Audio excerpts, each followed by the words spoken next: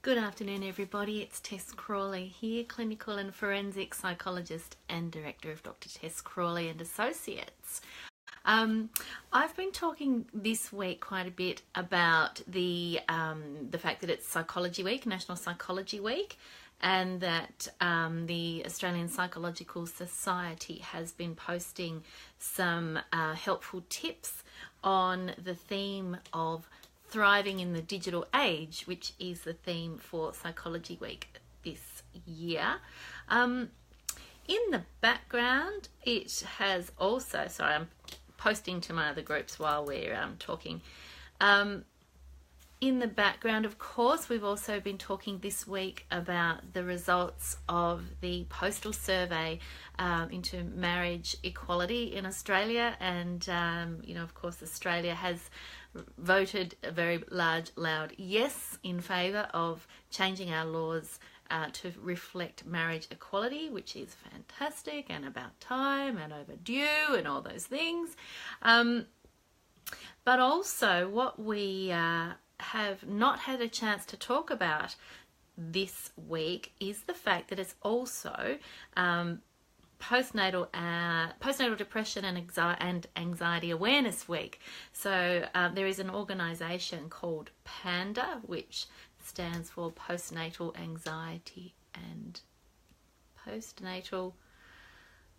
depression awareness. I can't remember the way they've got the letters around to make up the word PANDA, but of course they are an organisation that supports awareness around postnatal and perinatal anxiety and depression. I don't know if you know what the word perinatal means. We have a very active division of our practice, which is called Hobart Perinatal Psychology, and perinatal refers to that period of time.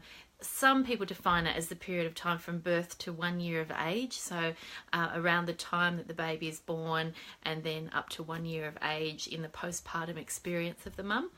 We and many other professionals in the field refer to or include the period from when conception is being considered. So when having a child is first being considered, because of course that then incorporates infertility into the work that we do in our perinatal work. It also includes termination of pregnancy. It includes miscarriage. It includes stillbirth. It includes sudden infant death, so perinatal loss. And then we also expand the definition to be out to around about 3 or 4 years of age. A lot of organisations refer to 0 to 3. In fact, there's a lovely organisation in America called 0 to 3, and that's spelt in words, the word 0 to 3. And that organisation posts lots of information online. They have a Facebook page, they have a website, and they post lots of information online that is geared at helping parents in that 0 to 3 age range. So if you are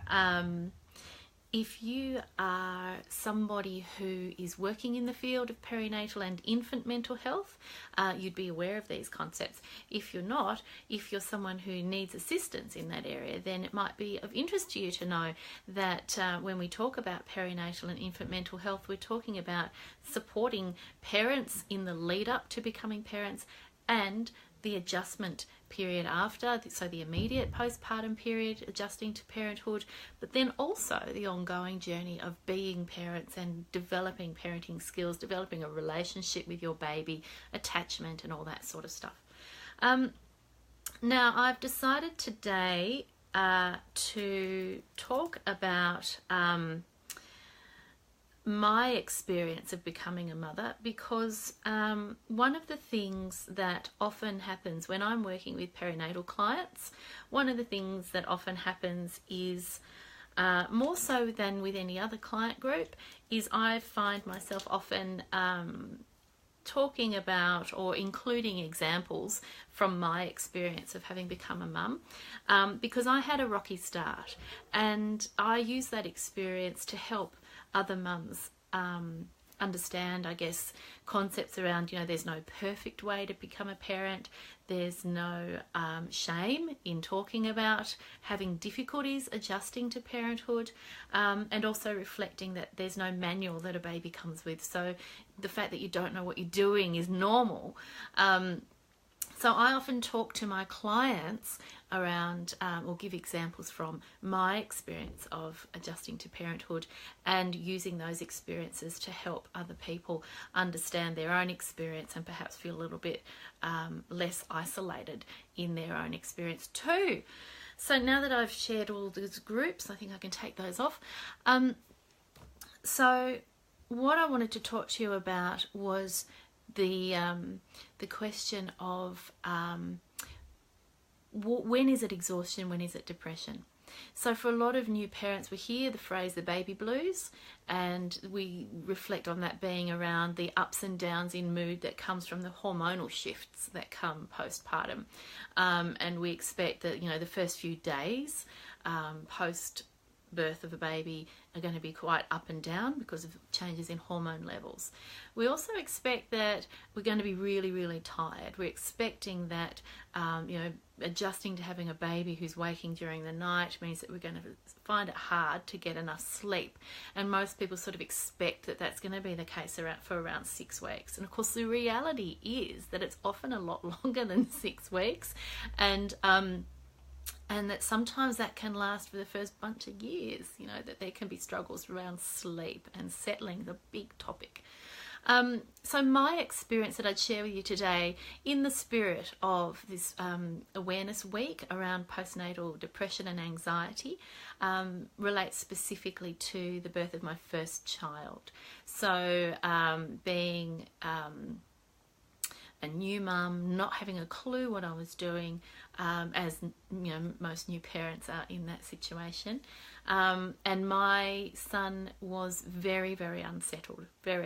So whenever he was awake, not all the time, but often in the first 4 weeks, often when he woke up, he would be screaming and arching his back in pain. And so as a new parent, it took me 4 weeks really to be able to convince other people that I wasn't just being an anxious new mum, that I really did believe that there was something going on for my child. And I look at photos. There's a photograph of me in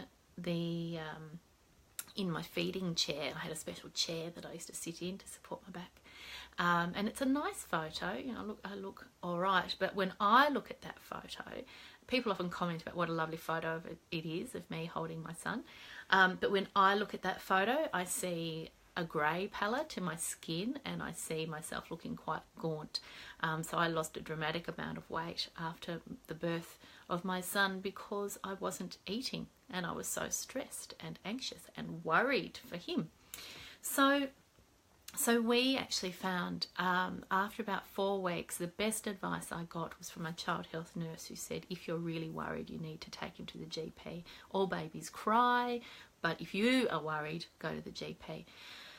And we did, and had it discovered that he was lactose intolerant, and we, by that stage, I was pretty much beside myself, tearful a lot of the time, exhausted, unable to eat, and very, very worried and very, very anxious about what was going on for him.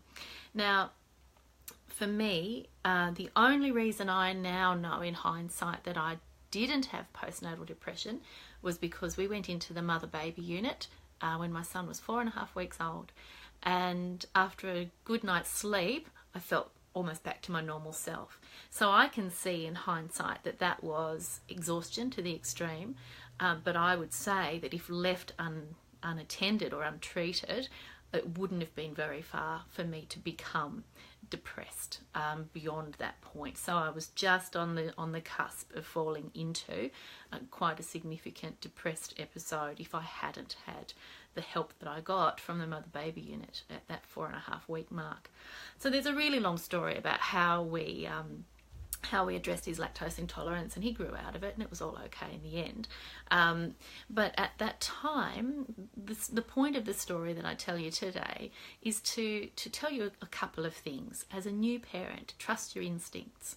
You don't know what you're doing, you don't know what you don't know, you don't know what's right and what's wrong, but if your gut is telling you that something's not quite right and you're not getting someone to listen to you, find someone who will.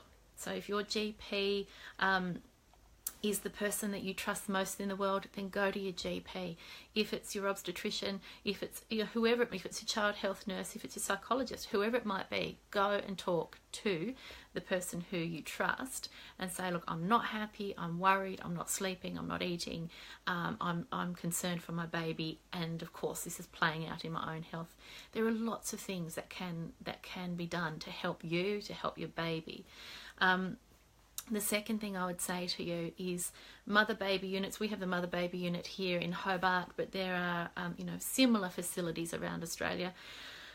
There's no shame in putting your hand up and saying, you know what, I don't think I can do this by myself. I think I actually need some 24-hour support. I went into the mother-baby unit twice with my first child. Once for that feeding issue and getting him sorted out, getting his gut sorted out. And that process, of course, resulted in him having some sleeping troubles as well. So we went back a bit later on to assist with his sleep. And I'm loud and proud about how wonderful the support was that I got from the mother-baby unit.